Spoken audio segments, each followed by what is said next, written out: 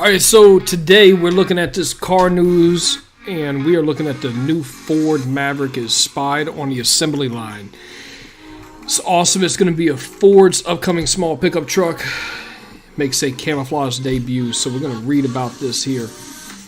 And pretty awesome stuff. So, Ford Maverick is spied on the assembly line. Ford's upcoming small pickup truck makes a camouflage debut. So, if you didn't know, Mavericks were a prior model that Ford had, and basically revamping a lot of new, making old stuff new. So, which is pretty cool. I'm kind of curious if they're going to bring back the Cougar and maybe some of the other, things that are out there. Maybe some of the old Pontiac. Pontiac was GM, but who knows what GM's going to do. So, they're going to follow. So, there's a lot of speculation surrounding the upcoming Ford Maverick, as you expect. This is from AutoWeek.com. Ford is committed to a compact pickup. We've seen a Maverick name pop up in at least one Ford product sheet. Hadn't had a chance to see. Okay, of course, we said with the early Bronco leaks, you can never be too certain that this is the real McCoy. Camouflage can be hiding other panels that further obstruct the truck's shape. Well, when they put these, you could see a lot of these camouflage looks, what you're seeing here. You could see a lot of this on Lamborghinis, Ferraris, Mercedes. All the car companies do that. It's actually pretty cool. It hides their stuff, but it leaves something to behold. So let's people start talking. Let's see, with pickups growing in size, it doesn't make sense for Ford to try to appease to a growing number of mini truck loyalists. Now, in my opinion, if it's a truck needs to be a truck. It doesn't need to be small. A truck needs to have some type of hauling capacity. That's my personal opinion. If you have a truck and you have a small bed, there's really no use of it. I mean, the practicality is zero as far as being used as a truck. Now, as far as luxury and whatnot, that's personal opinion. But when you're looking at towing capacity, you're looking at hauling capacity as far as actually in the bed, you gotta have a truck that has at least a 6-foot bed on there. So they're looking to compete directly with Honda's Ridgeline, which is exactly setting up the sales figures ablaze. It'd be interesting to see if this Ford's badge pickup can gain traction in a slow-moving segment. Given the way that the economy is right now, it might actually do good because people are hurting. I think it's a very, very strategic thing that Ford is doing. Would I personally buy one? No. I think it's stupid. But here we go. Let's see. I think it's stupid to buy a pickup truck if you can't tow, but that's just me. Okay, so next up, the Neo ET7 wants to be China's Tesla Model S. Don't know what it is, but let's get into it. Neo wants to beat Tesla at its own game. This includes solid-state battery technology. Okay, so, all right. So, 2022 Neo ET7 sedan promises a choice of 3 battery options, one with over a 600-mile range. I guess this is something new. So, Neo plans to offer a 150-kilowatt solid-state battery pack in 2022. EV maker bets on swappable battery stations, but volume is still below Tesla's. The EV automaker Neo might not be a household name in the U.S. No, I've never heard of it. I don't know about y'all. You can leave a comment down in the comment section or either in the live chat there. I'll try to answer y'all. EV automaker Neo might not be a household name in the U.S. and has not announced any plans to sell EVs in our market. And why is this in this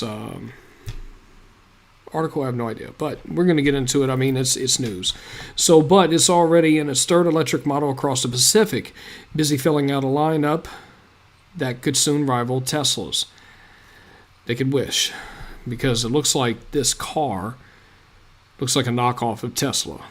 So Anyway, continuing. And its executive-size flagship, due to become its fourth offering, has just been revealed ahead of planning production debut this year. 70 kilowatts, 100 kilowatts of juice, deformer for over 311 miles in range, and lateral of 435 miles. Like other large electric sedans, and dual motor all-wheel drive setup, good for 644 horsepower and 627 foot-pounds of torque. I'm curious to know, how they gauge. I guess they try to do an average of what the horsepower is, because when you're dealing with an electric vehicle, you're not dealing with any lag. It's instant power. Instant power. So there's no lag. So there's no hesitation. There's no loss of power. But 627 pounds of foot torque for a 3.9 second launch from 0 to 62. So that's pretty cool. It's pretty cool. So this one right here, beyond the 2 battery packs, 150 kilowatt monster, good for a range over 600 miles or over 1,000 kilometers. Wow, that's pretty cool. That'll be something that the world production EV hasn't really seen before. It might not see from others at the time. Even German and Japanese rivals scrambled to field electric models of their own. Yeah. That's going to be interesting, y'all, because this right here, this is the interior. This is a side view. Back. Side and back. This is the interior. It looks like a Tesla. I mean, if anyone's, I'm sure that some of you have been inside of Teslas and whatnot, and this right here just looks like a knockoff of a Tesla to me. You may or may not agree with that, but to me, it's a knockoff. Now, the only thing I could see in this picture here, plenty of Tesla influence can be seen throughout, but not a lot of new design. Also, a lot of new design and tech solutions. I'm going to back up out of that. I'm tired of reading about that. Let's get into something else. The Cadillac V-Series Black Wings. Let's see what this is.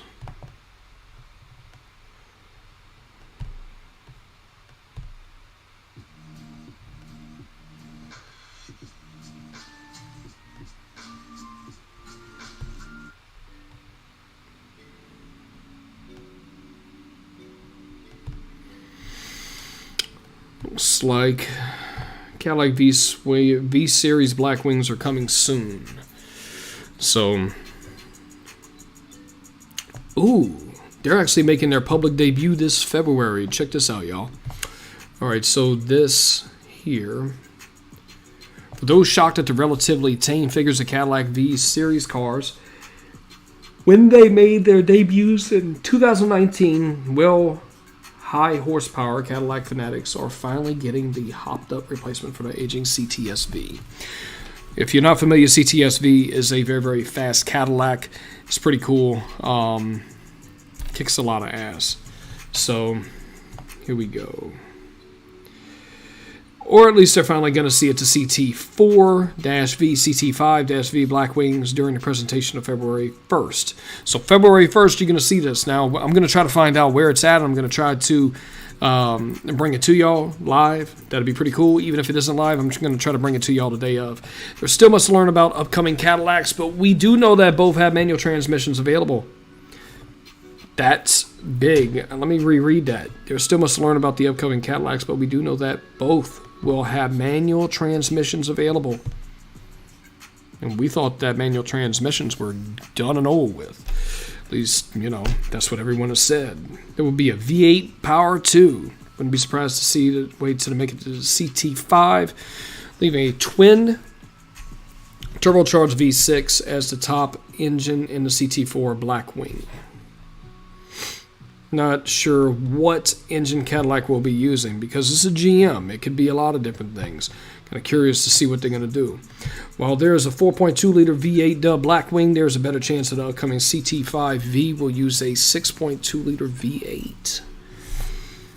V8. We do expect to see feature impressive numbers. So, here's a teaser, y'all. Let's go ahead and take a look at this.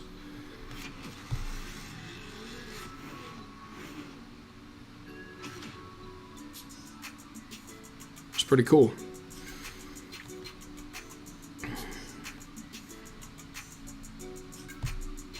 Seems like speculation is ending, and soon. While we doubt all the nitty-gritty details will be made available during this presentation, we're expecting all the important facts and figures, such as the engine output and displacement, to make their way into the public. So a lot of people have a lot of opinions and stuff. I think that's actually pretty cool. I think it's a breath of fresh air. And I'm glad to see that an American automaker is putting something new out. We ready for zero emission in the future? I don't know. Up for debate. I'm not going to get into politics on this channel. So, on this show. So, inside Volkswagen New Golf R.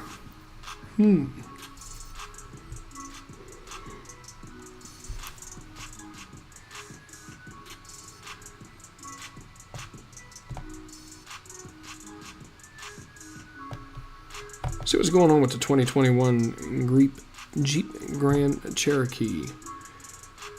Okay.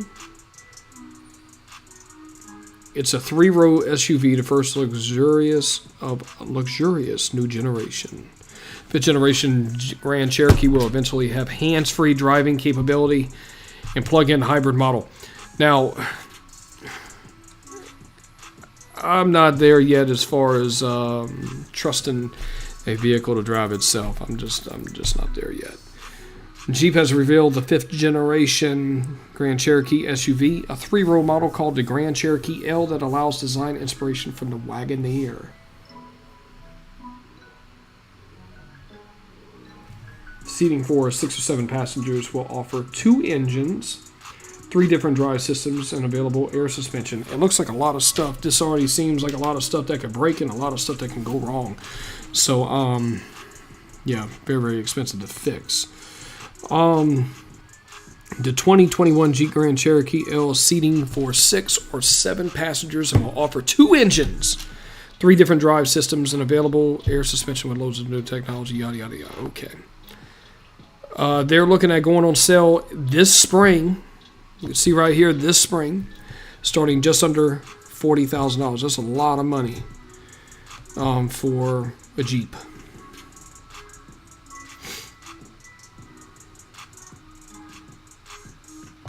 Let's view some photos. So we have been redirected to Car and Driver. This is the new Jeep Grand Cherokee. Interior looks pretty good.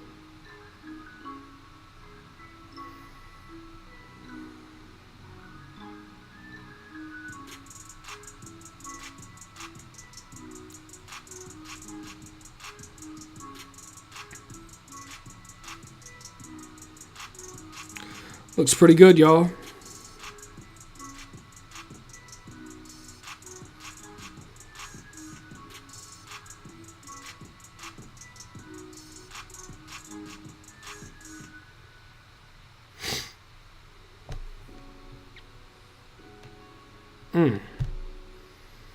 Pretty cool.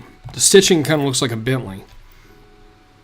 If anyone is familiar with Bentleys, it almost looks like the older Bentley Continental or the Bentley Flying Spur. Let's see. Chinese EV startup. Biton gets a cash infusion.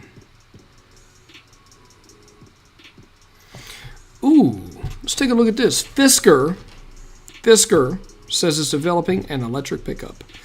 If you're not familiar with Fiskers are, I mean, they're pretty amazing.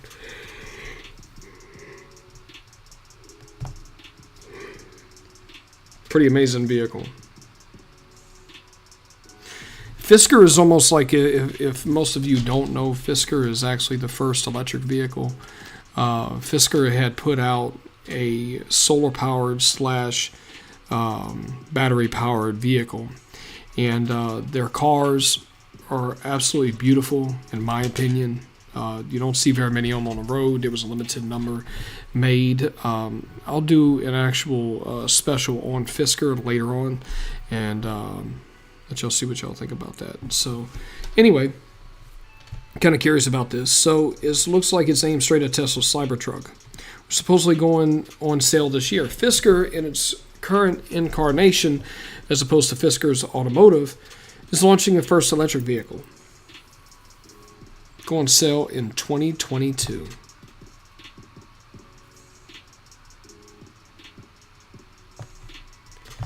This is a related story. So Fisker strikes deal with Magna to build electric Ocean SUV. Tell me what you think. Do y'all think this looks good? I don't know if it does. 1,000 miles of solar driving. See, that's what I was saying. Fisker was a pioneer, still is a pioneer of solar-driven technology. Solar panels being integrated in a vehicle.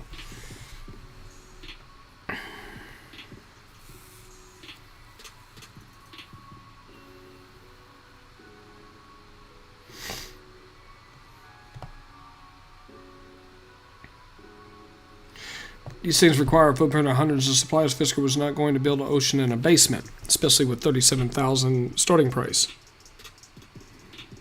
Ocean isn't meant to be low volume. This is very interesting.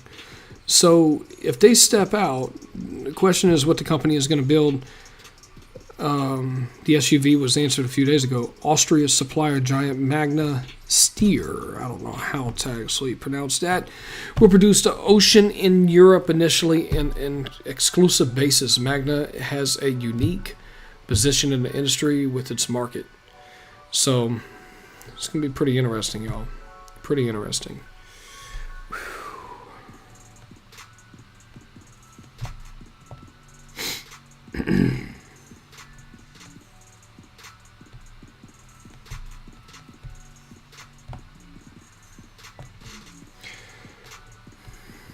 Magna has a unique position in the industry with its market.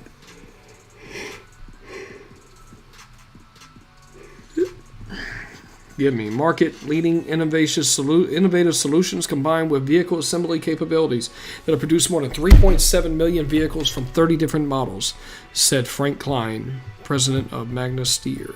I had no idea. They actually produce vehicle assemblies for 3.7 million vehicles. I wonder if we could dig a little bit deeper and find out who that is. So let's take a look at this. This is what it looks like up close.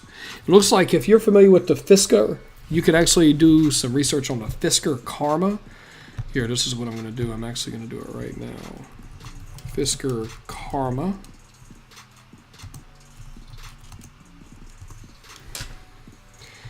You can kind of see a similarity between this and that. Still staying true. These vehicles are actually pretty cool. If you've never seen a Fisker, that's what they look like. Pretty cool. So getting back into it.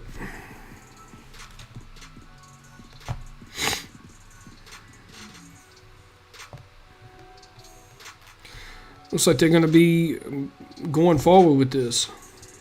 It's going to be pretty interesting.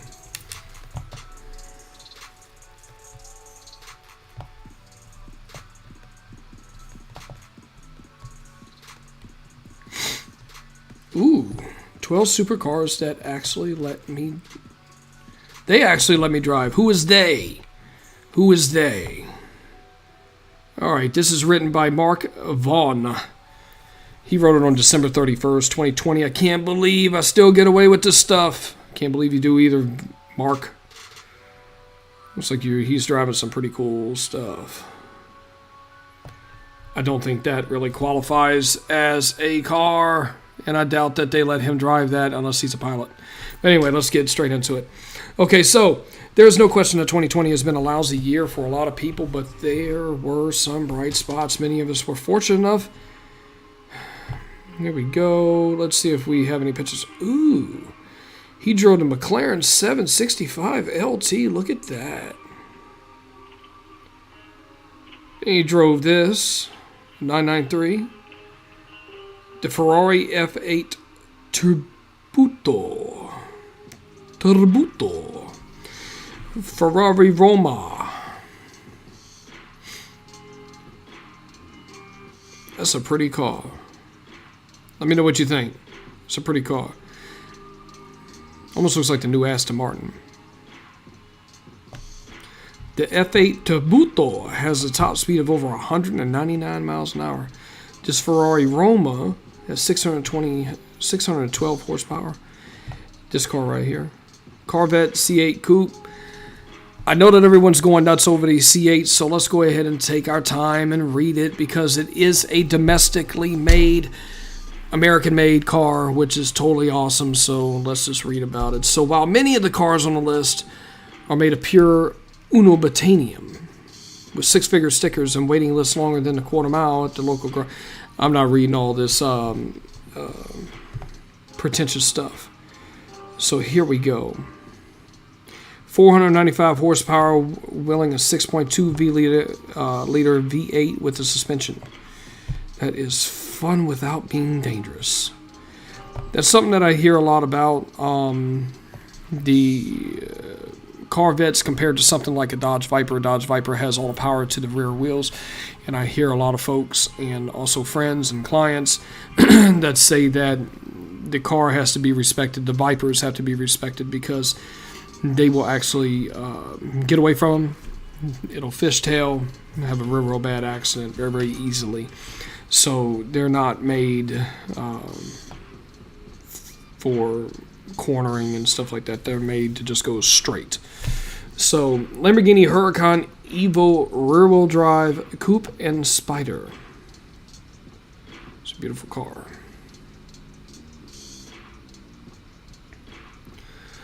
All right, so back up. I'm gonna get in the car news.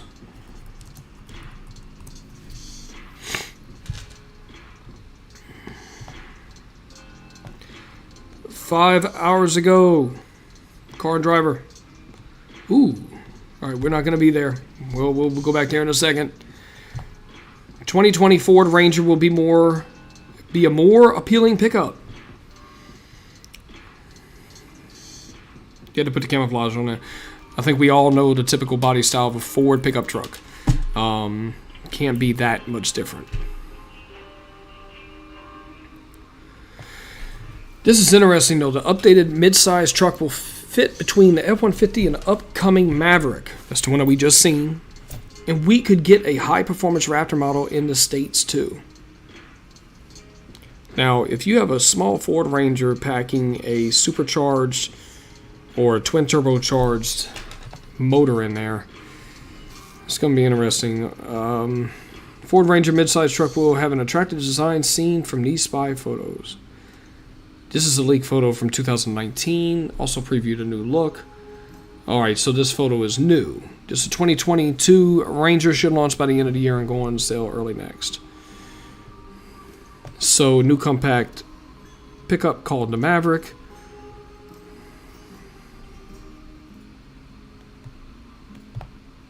They're also revitalizing the Ford F-150. It'd be more enticing choice at a segment such as the Jeep Gladiator, Toyota Tacoma, and even finally get the Ranger Raptor. I've seen the Rangers. The Rangers are very, very small. I'm not really impressed with the Rangers. And just because you put a Raptor sticker on there or a Raptor, emblem does not make it any cooler than what it was to begin with. It's kind of like putting racing stickers on a car and acting like it's giving you 50 to 100 horsepower. Yeah. So, more squared off front end as a center point, more attractive look. The new Ranger will have C-shaped headlights. It looks like it's a little bit bigger. It looks like they extended this bed of the truck, which they needed to do. It's riding on a set of black wheels. Taillights look like they'll be thinner and not as bulky as the current ones. Camouflage does a good job of covering up the new Ranger's face. But the size looks similar to the new truck. Be C-shaped headlights.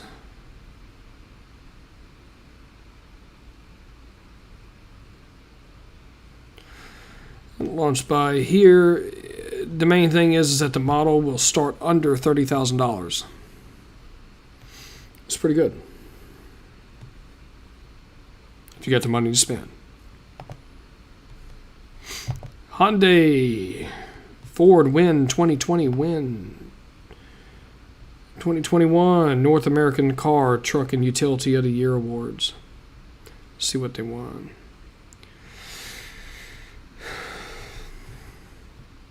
Mustang Mach-E electric SUV. Ford's F-150 pickup. Hyundai Elantra sedan are the big winners of the year's NACTOI Awards. It's a pretty cool car.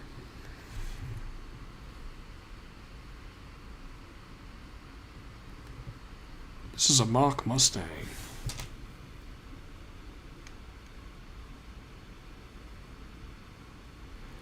Wait a minute, everyone. Is this a new Mustang? Because I was hearing stuff as far as I was hearing from a few different people that they were going to be doing something to the Mustang.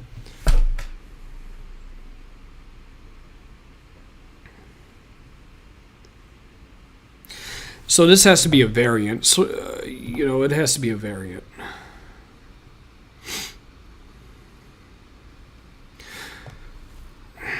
'21 North American Car, Truck, and Utility Awards. As tradition, awards were announced on the second Monday of January, but unlike past years, the announcement was not delivered in person at Detroit's TCF Center, formerly Cobo Hall. Instead, the news came via an online live stream ceremony during a coronavirus safety concerns. Coronavirus.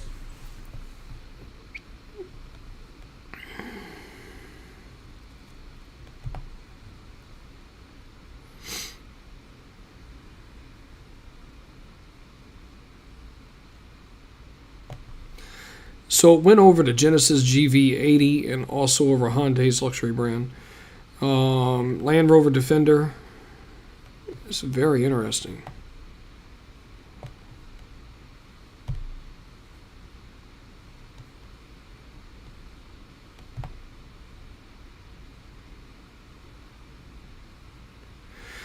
Plenty of Mustang influences in the Mach-E.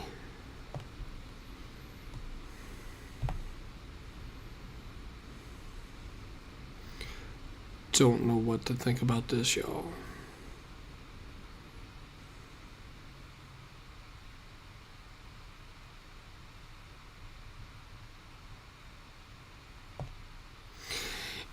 It kind of looks like a knockoff of a Lamborghini SUV. A little bit cross between.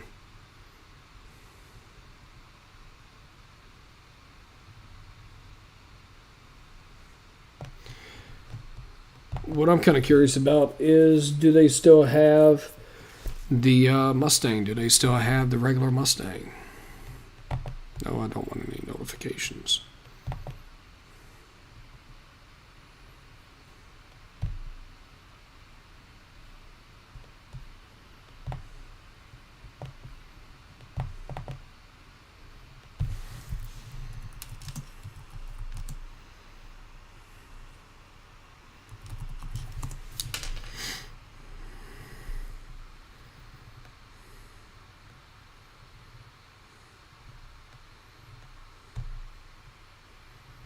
See what this is, because Ford's doing a lot of stuff, but Chevrolet has been doing a lot of stuff too. Let's see what it is.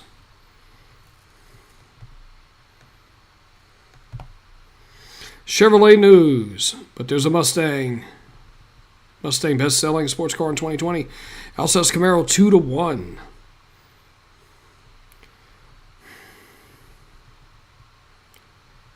C8 is great, but not perfect. Here's how we make it better.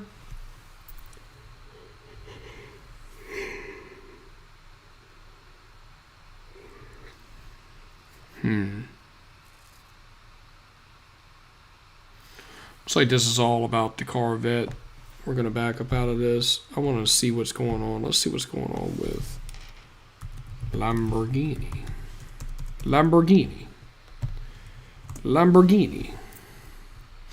Ooh, look what we got. Here we go. New Lamborghini. Everybody likes Lamborghinis. Let's get into something that's actually interesting. Norwegian company builds 1,200 horsepower Lamborghini Huracan for road and track.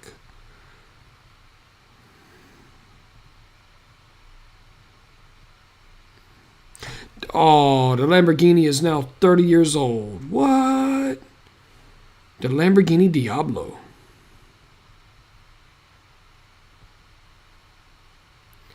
It's the last model before the Volkswagen Group era.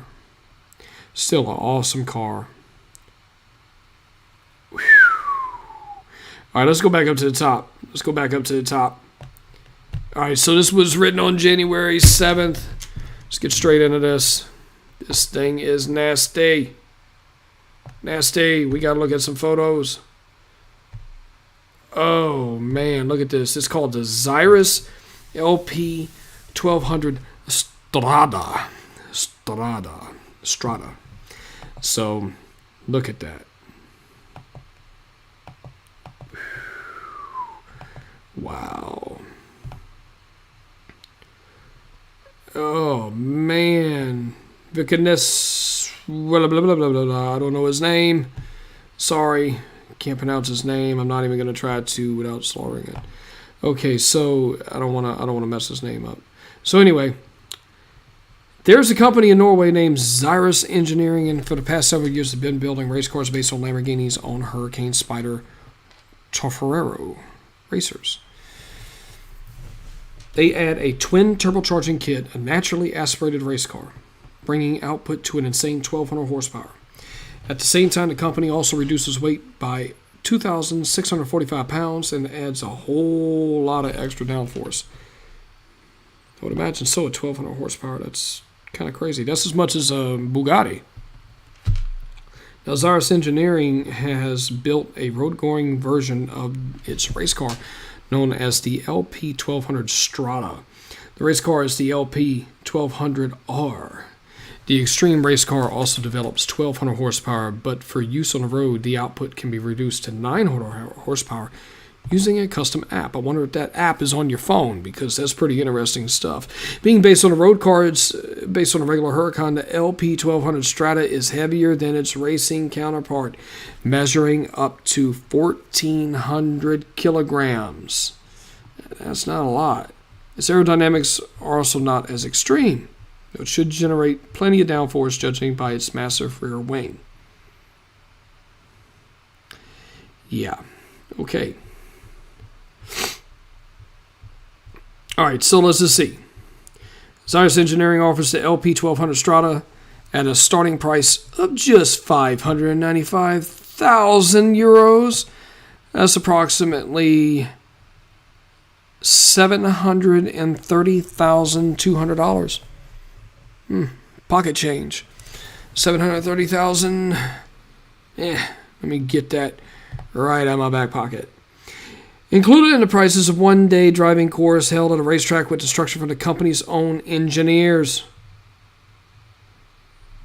For $730,000, I better let you drive that thing around a track.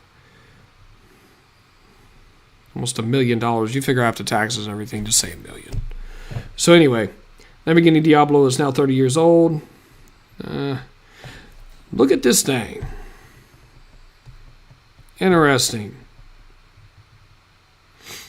This one is called a Lamborghini SC20. It is a track-focused speedster with 759 horsepower. Ooh, wait, that's nasty. Okay. Where's the windshield? Where's the windshield?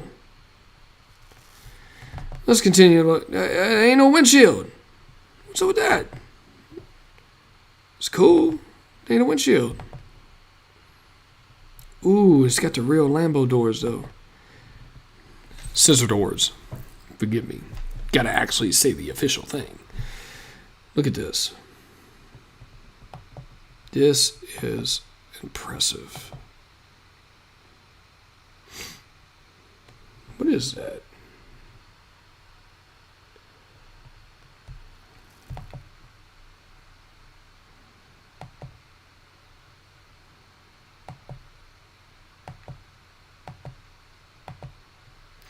All right, let's read about this thing because I've never seen it before. Lamborghini Squadra course on Wednesday revealed its latest low-volume creation, the Aventador-based Speedster, similar to 2012's much-loved Aventador. Yep. Okay. Let's see how much it is. Let's see what it has. It's a track-focused machine. We don't need to read about the history of Lamborghini. Don't care. Okay, here we go. SC20 runs Lamborghini's familiar 6.5-liter V12.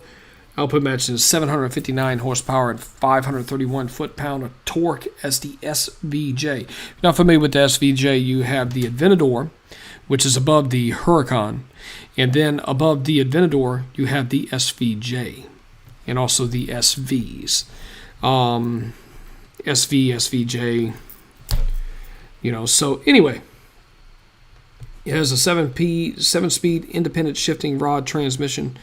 Powers all four wheels. These four wheels measure 20 inches up front and 21 inches at the rear and are wrapped in Pirelli P0 Corsa tires. It's beautiful. What was the price on this thing? Does it not say?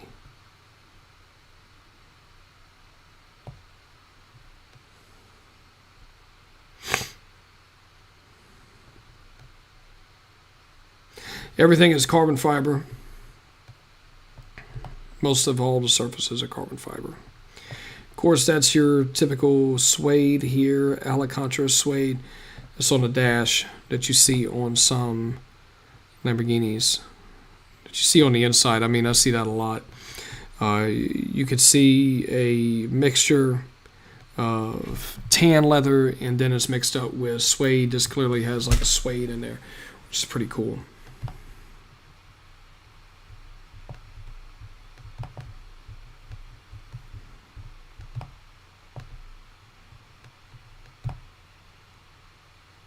Ooh.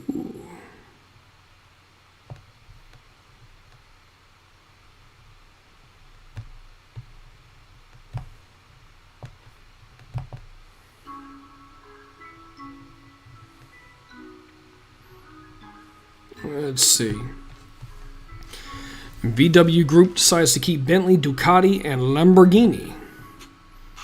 Well, that's a good thing. But the fate of Bugatti remains uncertain. All right, now, from another side, I'm just going to be honest. Anybody that understands... Let me get this out of here. Anyone that understands Bugatti and what it is, supply and demand. As long as they always keep it to where people think that the Bugatti is going to disappear, it keeps the demand high and it also keeps the price super duper high. And what's happening with Bugattis, of course, the price is steadily going up. It's not going down, it's going up. So as far as the value, and also the prices are going right through the roof. So when they come out with a limited edition model, they can charge whatever they want. But look at that. Look at that. Isn't that so cool? That's so cool.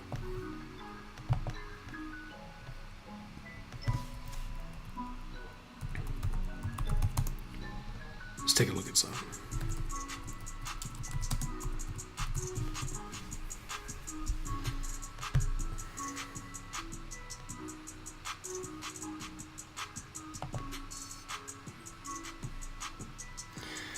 This is the 2020 Bugatti Devo. $5.8 million starting at. I'll take two. All right, here we go. More exotic looking and exclusive version of the Bugatti Chiron hypercar. The Devo is a study in aerodynamics. Pays his name homage to the French driver Albert Devo, winner prestigious Targa endurance race in the 1920s behind the wheel of a Bugatti. Pretty cool. Let's look at this.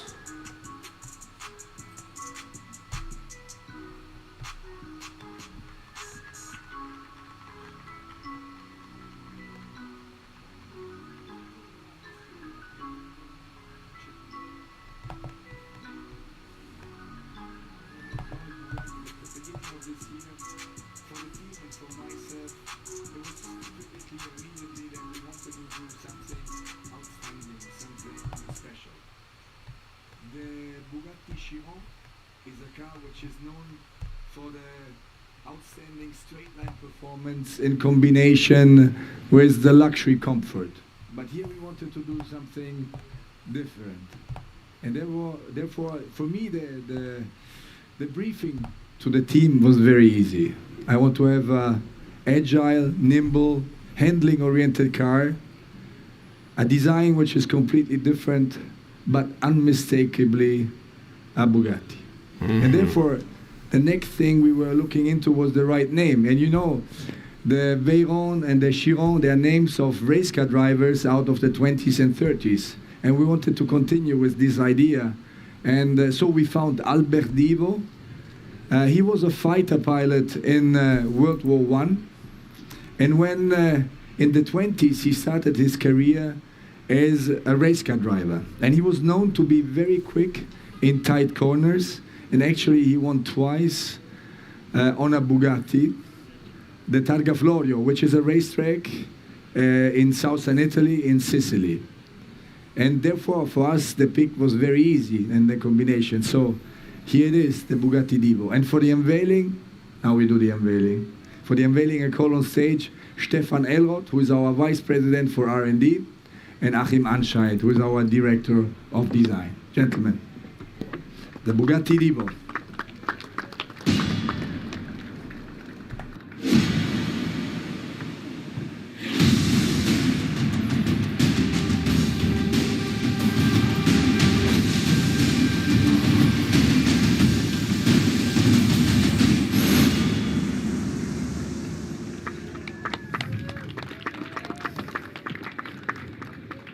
Thank you. Ladies and gentlemen, the Bugatti Divo. This is the world premiere.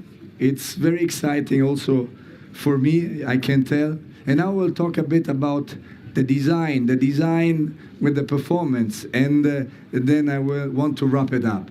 So for us, as I said, the design has to be unmistakably recognizable as a real Bugatti. So there are three key elements which are important for us, paramount. The first one is the big horseshoe here in the front.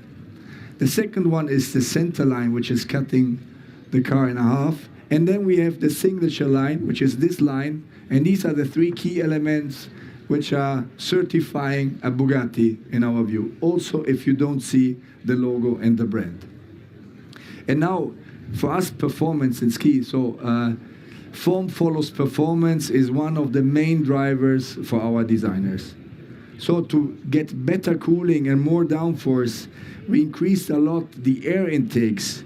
We have a big front spoiler, and we have an aqueduct on top of the car, and we also have a very big rear wing, which is 23% bigger than the one of the Chiron. And we have an outstanding, and this is you can't see right now, but you will see later on, an outstanding diffuser in the back. So this is enabling the car to have a better cooling and to increase the downforce by 198 pounds. Then we have stiffened the chassis, and we have more sporty dampers, and this is better for the handling behavior as well. We increased the camber of the wheels, and this is something which we did, and it's also looking very cool on the car. And a part of that, we decreased the weight, so the weight is lower by more than 77 pounds in comparison to the Chiron. And by putting all these things together, so a better downforce, a stiffer chassis, less weight, in combination with our outstanding and wonderful 8 liter capacity engine with 16 cylinder and 1500 horsepower, we have achieved an incredibly time on the handling parcours which is quicker by 8 seconds than the Chiron. And ladies and gentlemen, we are going to build only 40 units of this wonderful car for €5 million net each. And guess what? They are all sold. So we are very proud and happy, and a lot of people and a lot of customers are here today. So welcome to them, because it is an honor for us to be here. So this said, the Bugatti Divo is also kicking off our celebrations of the 110th anniversary we are celebrating next year with Bugatti. You know, Bugatti was founded back in '99, so we have here also the logo for This is the actually very 110th interesting, y'all. anniversary. This is awesome. And we will have a lot of activities around the world next year. And we have two cars, which I don't want to forget. We have the Bugatti Chiron Sport, which This is we actually very presented interesting, earlier y'all. this This is year at the awesome. Geneva Motor Show. And then we have a more lifestyle, luxury, comfort-oriented version of His accent just the makes Bugatti everything Chiron seem even with, more another expensive. world news with More the, expensive. with the sky view. So that's it from my side. Thank you very much for being here. And I'm now asking my team to come on stage for the photo session. Thank you, and vive la marque. Thank you very much. Forza un po'.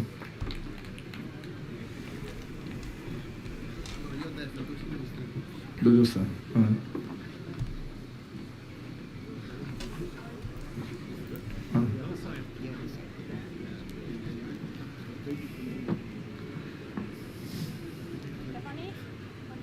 Thank you.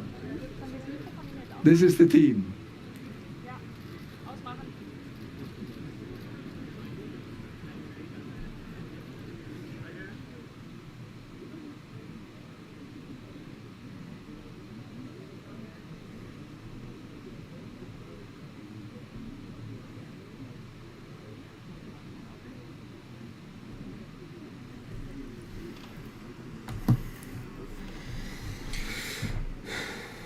Alright, so this is taking pictures and stuff. We're going to go ahead and back up out of this. I'm not going to really care about this too much. Let's just back up out of there. So that is the new Bugatti. Ooh. See this, y'all. Further into it. Let's keep moving along here.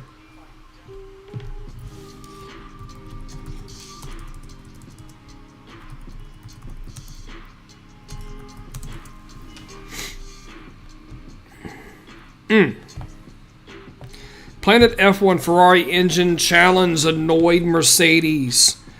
Well, of course it did. It's a Ferrari. And it's a Mercedes. Ferrari. Mercedes. Ferrari. Mercedes.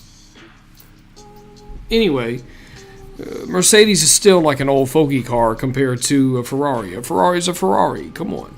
Since the turbo era began in 2014, Mercedes has been unstoppable.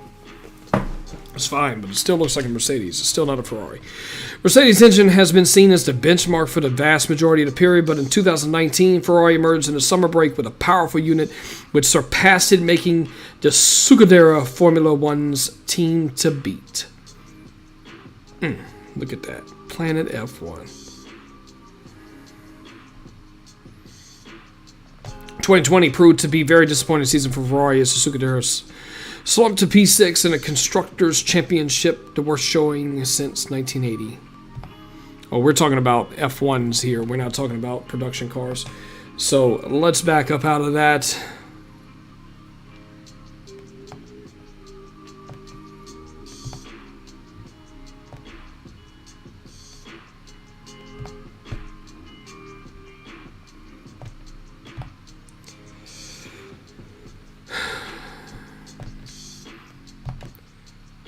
Now, looking at this is from the Motor Authority.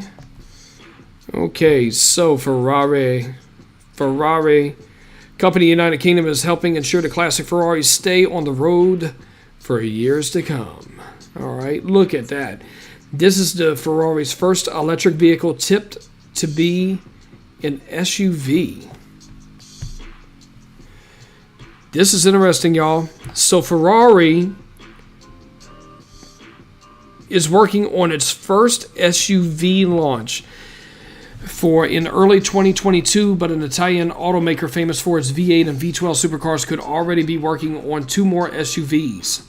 So that's interesting, knowing that Lamborghini has already been out with the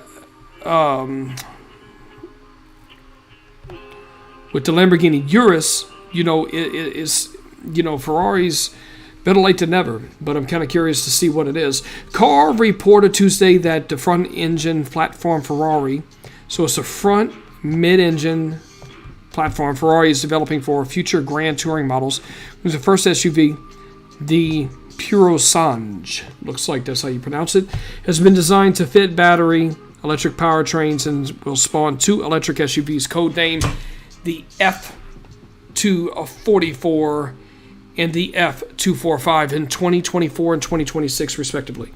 So it's like we're going to have to wait a little while for this. The electric SUVs will reportedly have 4 motor powertrains packed 610 horsepower. That's a lot. And 80 kilowatt hours of battery life. Car also reported that 5 seats could be possible in the electric Ferraris due to a central drive shaft tunnel no longer needed. This in contrast to the upcoming Purosange, which is expected to be a 4-seater just like the GTC4 Lusso is due to replace. Former Ferrari CEO Louis Camilleri in 2019 said the automaker was studying the potential for an electric Grand Tour, but also said such model wouldn't be ready until after 2025 due to lack of suitable battery technology. Since then, patent drawings filed by Ferrari for a modular electric drive system has been discovered. So someone has been snooping around their patents and stuff, and voila, now we have found out that Ferrari they got a patent on it. That means they're building it. Interestingly, Car also reported that the Purosange will be launched with a V12 spitting out 800 horsepower. 800 horsepower. With a plug-in hybrid powertrain using a V8 engine to follow at a later date. Introducing the SUV with a V12 should help build some credibility to a vehicle that doesn't normally associate with a brand like Ferrari. Should ensure that the Purosange is among the fastest SUVs in production when it finally arrives. That's pretty interesting because the Lamborghini Urus is a pretty cool car, SUV, but the thing is, it's still an SUV and it's still gas driven. So it's just interesting. It's interesting to see what's going to happen with that. So, all right. So I'm going to back up out of this. Let's back up out of this. Let's see what else is going on with Ferrari. This is some interesting stuff. Oh, December 11th. All right. So we're going back in time now a little bit. That's the new 488 GT. Mighty Picata. Oh, there's old Ferrari. Wow. Preview: Ferrari SF90 Spider adds retractable hardtop to flagship supercar. It's pretty awesome.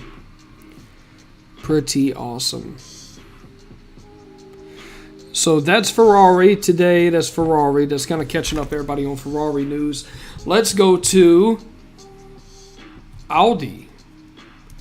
Let's go to Bentley.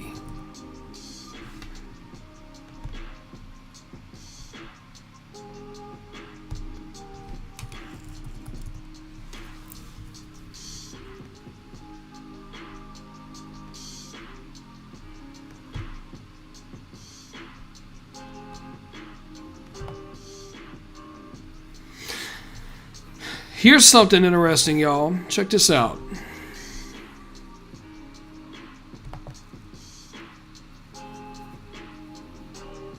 Let's see what this is.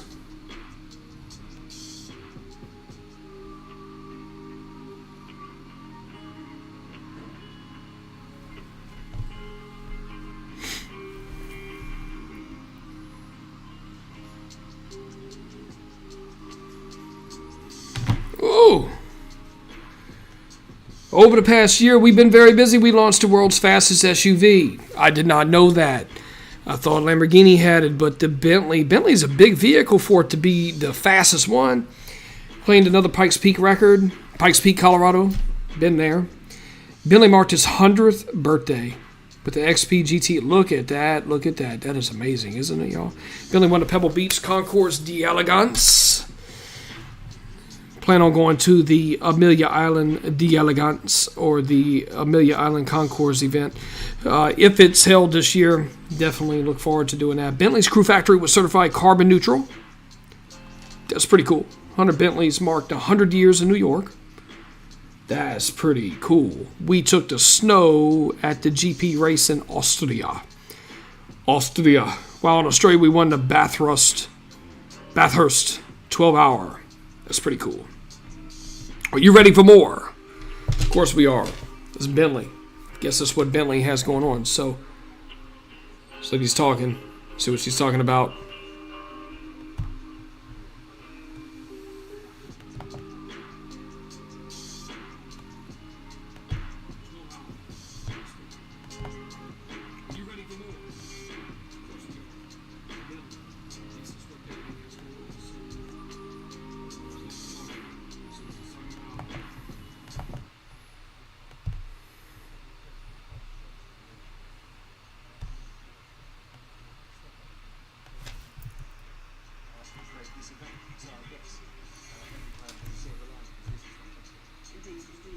Now, 2019, as we saw in the film, was a fantastic year for Bentley and also the centenary year.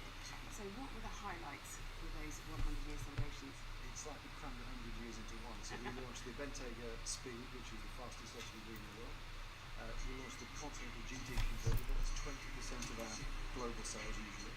3 fantastic limited editions, each with 100 pieces to celebrate the centenary. And of course, we just at the end of the year launched the Flying Spur. This actual car was supposed to be at the Geneva show, and we managed to turn it around and get it back here so we can do the presentation today. In addition to that, we had a big celebration here at Crew with more than 13,000 of our associates and their families joining us in a big celebration on the playing fields, as it were. And of course, in the end, it was Salon Prix. It's the big event at Blenheim Palace, 1,321 Bentleys assembled, biggest in history, the most expensive car park collection in the world, I think, at the time. And of course, you gave yourself this wonderful birthday present as well, the EXP 100 GT. We did. We wanted to set a vision for 2035 and beyond. A completely carbon neutral car from a drivetrain point of view. It can be driven or it can be autonomous. But more importantly, all those materials are fully sustainable, carbon neutral, and possible even today. Yeah, I know that 2 key messages for you is about sustainability. It's very important for you and also for your customers. Absolutely. So this year we've already taken the first 2 steps towards our sustainability journey. First one being the Bentayga Hybrid, which you see before you, a 50 kilometre or 30 mile range. Example, my car, I've already done 1,000 miles with more than 60 miles per gallon in my usage car, which is fantastic. And the second big news was the carbon neutral factory that we agreed and achieved in 2019 in October. And we use our own sustainable energy combined with certified green energy that we buy in. And you ended the year with some great financial news as well. We did. We're very pleased. We managed to deliver more than 11,000 cars to our customers. That's the 4th time in our 100-year history that we've achieved that. It makes us still the biggest luxury car company on earth. And we achieved that without the Flying Spur, which is normally 20% of our sales. So a great performance. We will get back to profitability. It's a sign of the turnaround and of the fact that we set up for growth. And I'd just like to take the opportunity to thank all the colleagues here at Crew that worked really hard to make that happen.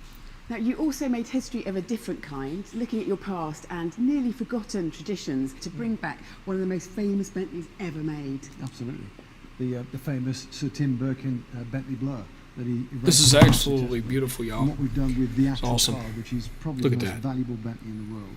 Look We've at that. stripped it down to every nut, bolt and washer, digitally scanned it. That is and, we're awesome. in the process of recreating that car and creating 12 of them for some very lucky and discerning customers. Can I be one of those 12? You could have been, but they're already all sold. I'm very sorry. I have to move quicker next time. You will. Now, the Blower Continuation series has signalled the rebirth of the Bentley Mulliner division. It has. I think the first thing to say is that Mulliner started in 1559. And we bought it as a company in 1959, so it's way older than Bentley. It has a long tradition for iconic car production and design, but now it's in-house.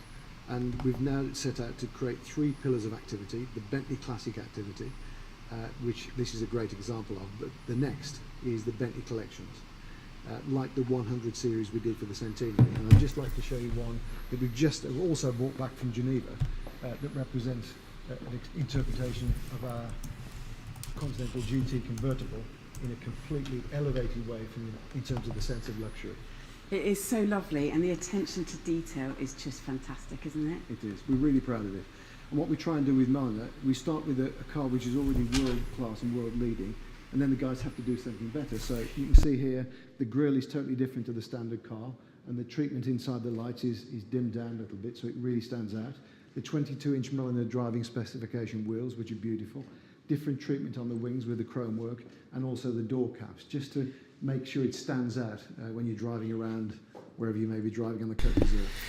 Now, what I'm wondering is you know, when are we actually going to see this going down the road? That's what I'm wondering. When are we going to see this going down the road? Because I don't really see them being practically driven around in the snow, and I don't see them practically driven around anywhere, really. I mean, Bentleys you see very, very seldom. You see them a little bit here and there, but you don't really see a whole lot of them, which is a cool car, but at the same rate, it's just kind of, it's one of those things that if you see one, it's like seeing a unicorn. So it has a long tradition. It's like seeing a unicorn. Anymore, you see a lot more Lamborghinis, and now even Ferraris, more so than just, you know, Bentleys. You just don't see Bentleys. It's a beautiful car, but it kind of looks like the, it kind of has the resemblance of the new actually, the reason that we're all here, Ford Lincoln Town Car. Now I want y'all to see this. Bentley Mulliner. Let's see. Town car. New. Alright, so you ready? So this is the new one.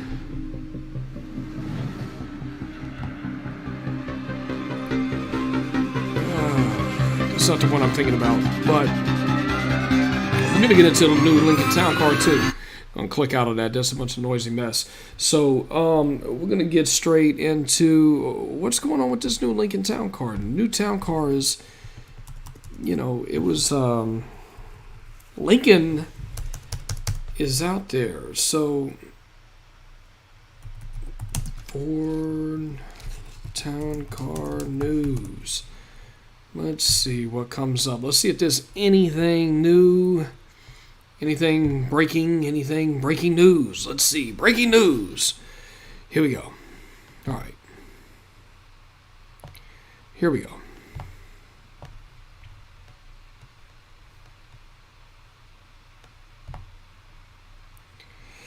All right, Ford Lincoln MKT. Looks old. Looks like the old one. I mean, correct me if I'm wrong, but it kind of looks like the old one. Looks like a Lincoln MKZ, has the same front end. Looks old. Looks just like this one right here. Looks just like that one. Looks like the new, no clear successor to the Town Car and Crown Vic in fleets. Can't tell Cadillac from Lincoln. I mean, the body styles and the bodies are pretty much the same. You know what? Since we were looking at that Mustang, now I've heard that the Mustang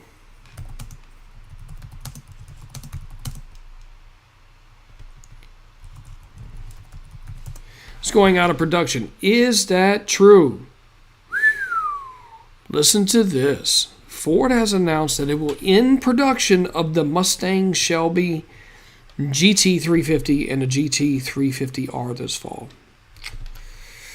Wow. Wow. So the Shelby Mustangs are gone. But here's the thing. Roadshow. Production of 7th generation pony car should start in 2022, which suggests a reveal could happen as soon as next year. Look at that. Ford's Mustang isn't going anywhere anytime soon. I've already heard of musings that the next Ford Mustang in coming 2022. Now hearing the word that the Blue Oval apparently plans to keep its forthcoming generation pony until 2030. 2030, it ain't going nowhere. Ain't going nowhere. Now, something that I want to take a look at. Now, I've seen some of these Broncos and stuff. These Broncos.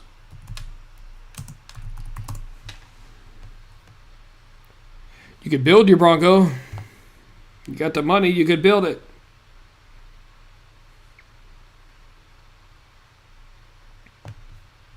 Let's see here.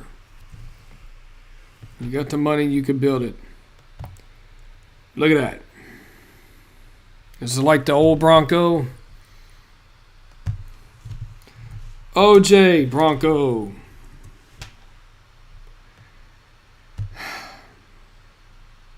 Does this look like this? Does this look like this? Or does this look like this?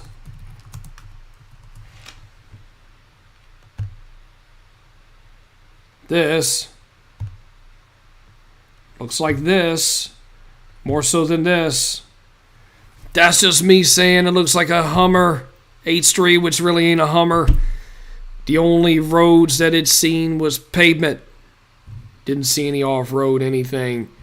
8th Street was a joke. That's why it went out of production. But I think, now correct me if I'm wrong, we're going to get out of Ford Bronco. Everybody, it was a bunch of hype. Came out, whatever. So is Hummer coming back? It's a good question. The answer is yes. If you haven't heard, the Hummer is coming back, and it's actually going to be a full-fledged electric vehicle. Full-fledged electric.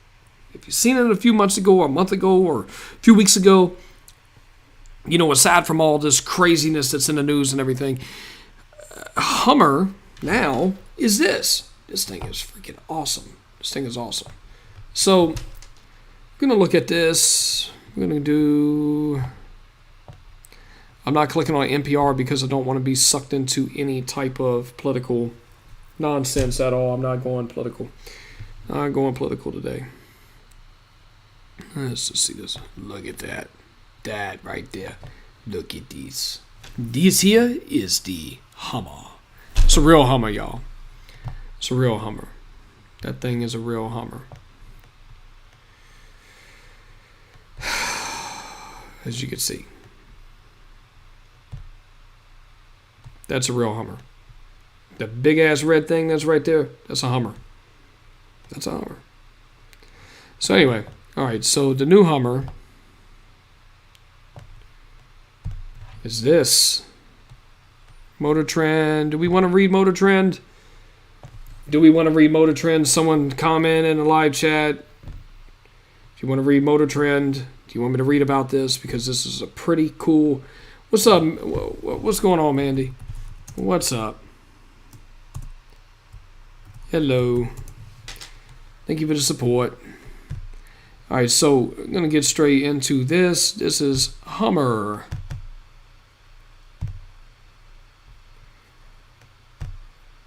Let's read Car and Driver. Let's go there. I'm not, I mean it when I'm not going political. I'm not doing anything political. So, alright, the Hummer EV is a new electric pickup truck that General Motors is launching under the GMC brand. I don't know how I feel about this.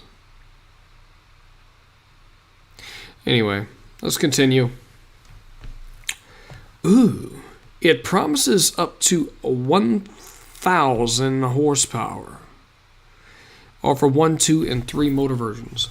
Wow, that's crazy. EV will debut May 20th, 2020.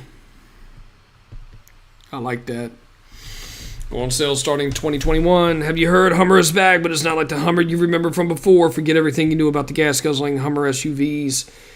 The new Hummer EV is ditching big, thirsty V8 gas engines for battery packs and electric motors. You know, here's the thing that nobody's understanding right now.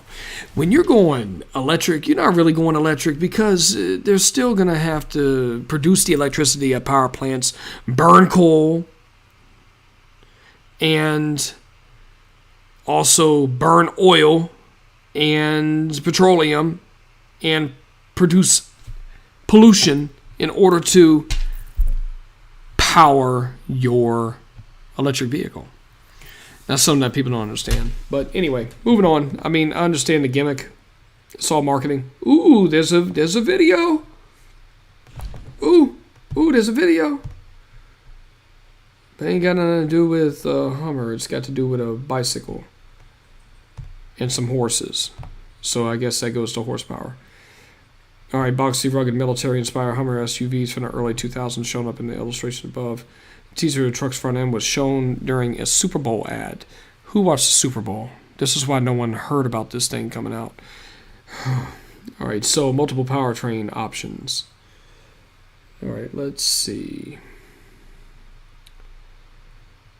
Everybody needs to go follow King Mike. King Mike. Quick shout out. Go follow King Mike. Here we go. King Mike, recording artist, filled with Juvenile and everybody else. So anyway, all right. So the other vehicle that we're going to look up for today, and tech news and whatnot, need to look at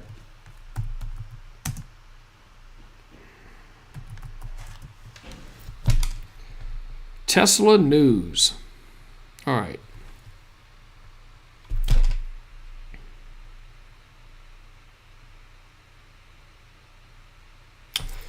Let's look at this. This is 3 electric vehicle stocks that can boom. Okay. I'm not wanting to get into this. This looks boring. Let's back up out of that. Let's back up out of that.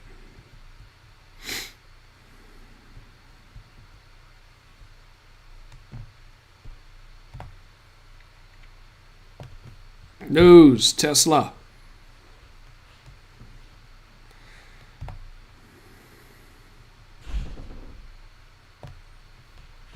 Well, that's kind of lame. There's nothing. Tesla is surging, but is it too late for investors to get in?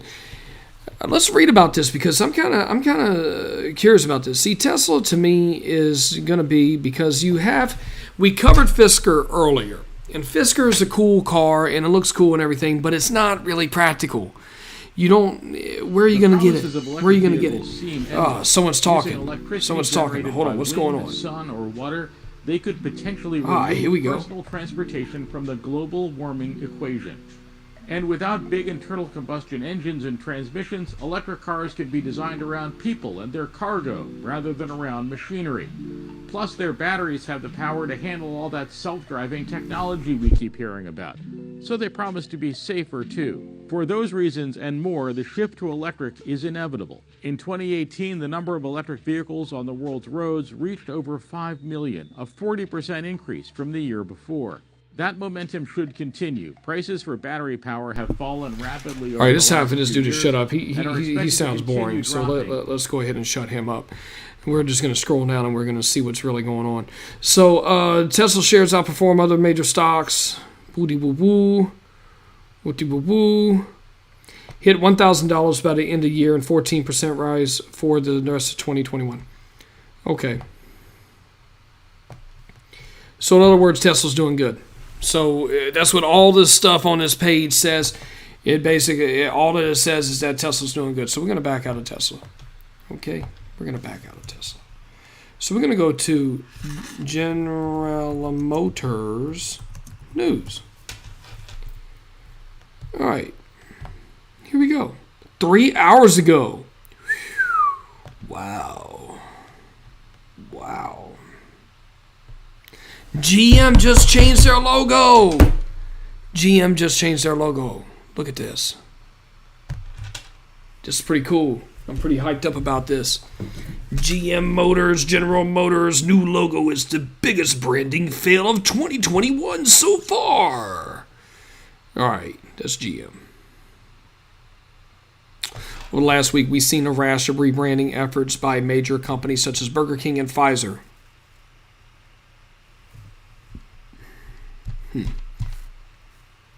Now General Motors announced that it had a New Year makeover, unveiling a new logo aimed to reflect its commitment to the production of sale of electric vehicles. Oh my.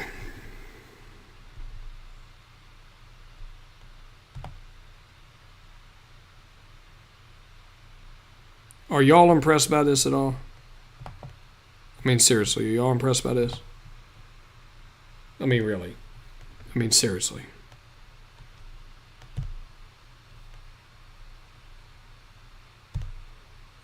I mean, yeah. I'm not impressed. I've seen it long enough. The box turned the coloring to a lighter blue. Metal gradient drops the letters to lowercase with a slight flourish of an underline of the M, giving some major Y2K vibes. That looks lame. Listen to this. The disastrous rebrand sales dropped 20% in Tropicana quickly. Oh, this is Tropicana.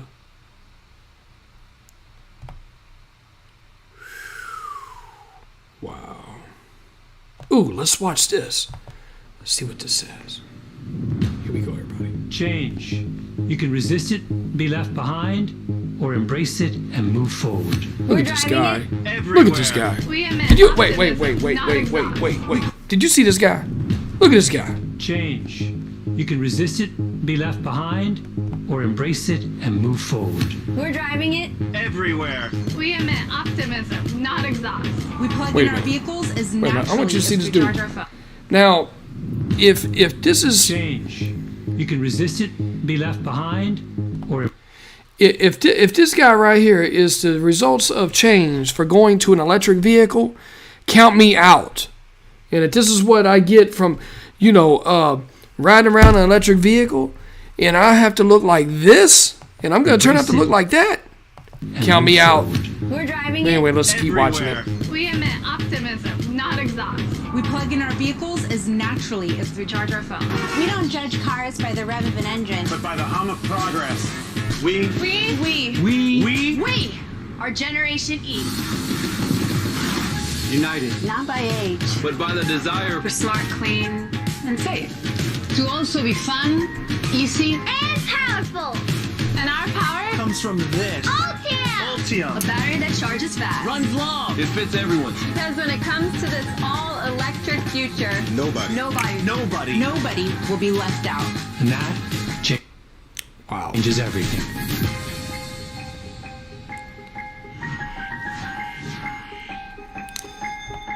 I don't know what to think about that. I don't know what to think about that. How to find great content ideas. How to make Shut your up. content SEO friendly. Shut up. Okay. Here we go. I don't know what to think about that, y'all. All I know is that, if you want to know where all your batteries go and everything, I'm going to show you the dirtiest. Man, can't spell.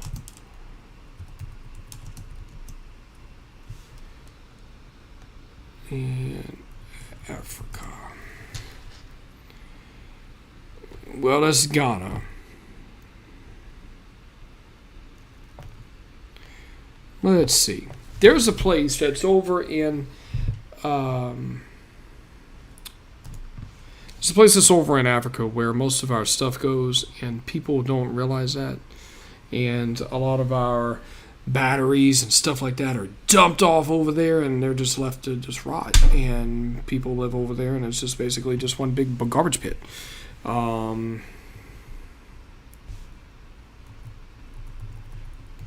Let's see. Dump. Africa. There you go. Here we go. Oh, see? Agobishu. Okay, here we go. You ready? That's where it's at.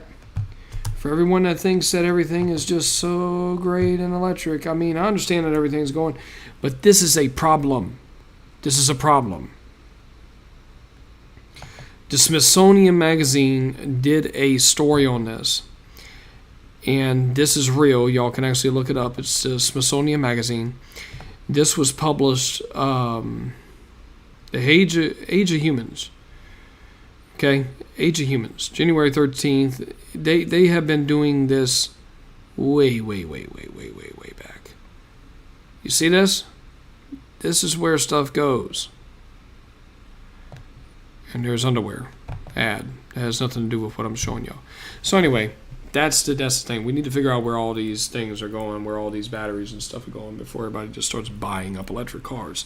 So need to think about where are these batteries that are already used, where are they going? Where are they being disposed? Let's just look this up. Where are electric car batteries disposed? Boom.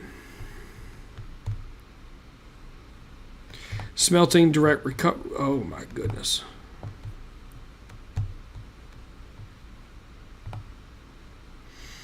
Lithium cobalt mixed with the battery. Battery is smelted. Lithium ends up as a mixed byproduct. And extracting it is costly. So it costs money. Costs a lot of money. So anyway, that's in other news. I'm not getting into politics because it seems like everything that's factual, everything that we want to look up that's scientific, it's got to be automatically tied into politics, and I'm not going into politics because I think that people are sick of hearing about politics. So anyway, let's get into there's another car that just came out. I think one of the ones that I was looking at was the new... Let's see. Besides all that, I want y'all to see something. Alright, so... Graphene. Alright, so graphene coatings. See this? This stuff right here. This stuff is pretty darn amazing.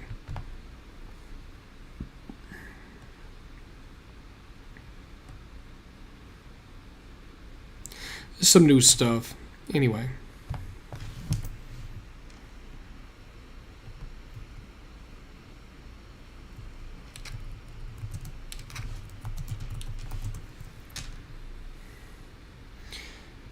Oh, the Rolls-Royce is doing horrible, y'all.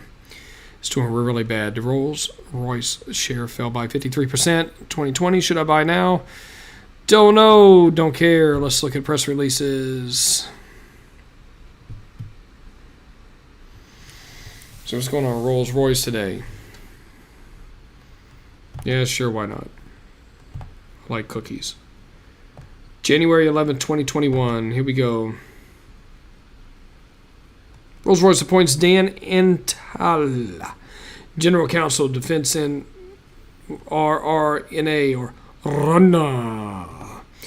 Rolls-Royce today announces an appointment of Dan Ental as General Counsel for Defense and Rolls-Royce North America.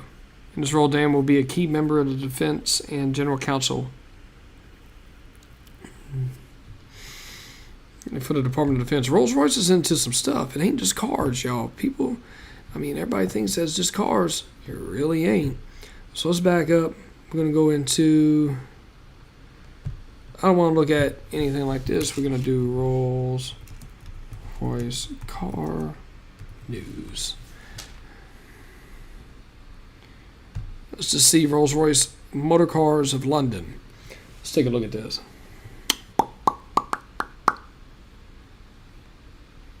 Yeah, accept. Sure. Ain't really got a choice, do we? Alright, so Rolls-Royce reveals subtle clues to its mysterious something. Wraith. This is the new Wraith, y'all. It's pretty cool because I don't know if y'all knew this or not, but Bentley had done away with its Mulsanne, and Rolls is moving on to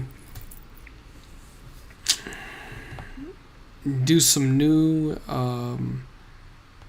products. So they're doing a seat, they're making a seat, press campaigns, the Rolls-Royce Cullinan. Rolls-Royce Motor Cars issues clarification. Clarify misreporting has arisen in certain media around the world. Issued by Rolls-Royce. Let's hear about this because this is something that needs to be understood because evidently there's been some stuff being put out there about Rolls-Royce.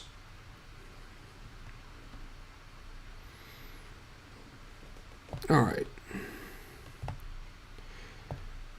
Black and silver double R logo, Spirit of Ecstasy, Flying Lady mascot of Rolls-Royce, Pantheon Grill. All signifies Rolls-Royce Motor Cars and its brand. Okay.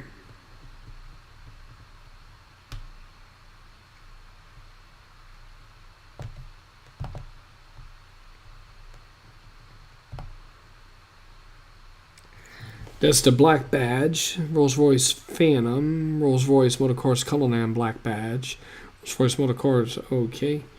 The use of these images are to illustrate stories relating to Rolls-Royce PLC together with a copy of unnecessarily confuses or conflates the two companies, is incorrect and leads to public confusion. Rolls-Royce Motor Cars is a wholly owned subsidiary of the BMW Group. The company is the world's leading luxury manufacturer based in the home of Rolls-Royce in Goodwood near Chichester, West Sussex, which comprises its global headquarters and global center of luxury manufacturing excellence, the only place in the world where Rolls-Royce motor cars are handcrafted. Production began on 1st January 2003. It was Pinnacle, Phantom. Range has expanded, including the Ghost, the Wraith, the Dawn, the Cullinan, and their black badge counterparts. All new Ghost is due to be launched later this year. The company has customers in more than 50 countries. Okay, cool. All right. More than 5,000. 2019 exceeded 5,000 cars and over 20,000 people are employed at the home of Rolls-Royce. Now, something that's very, very interesting, in 2020, Rolls-Royce, and I believe that it was Bentley, that actually increased their sales by a substantial amount. And I'm going to pull this up. Motor cars sales increase 2020. Look at this. Now, Bentley delivered 11,206 vehicles globally in 2020, a 1.8% increase 23 hours ago. Bentley rides fresh product to global sales record. Now, sales up 5%. Okay. All right, so here's the real kicker. Are you ready?